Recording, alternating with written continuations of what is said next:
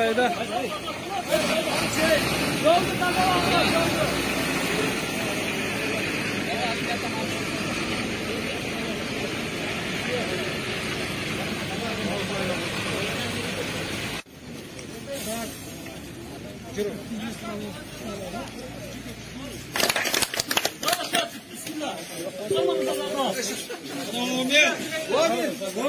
Yaxşılığa, elimizden tinchligiga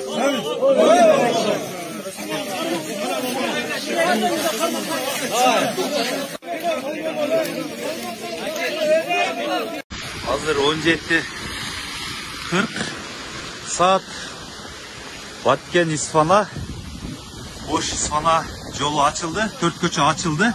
Ulanday katlamlar жүрүп атат. Muna tөгүлгөн шагылдар алынды. Эч кандай коомдук коопсуздукка коркунуч жараткан эч кандай жагдайлар жок. Кеңири мына каттамдан каттап үйүңүздөргө эсен аман жетип алсаңыздар болот. Мына бардык машиналар жүрүп атат.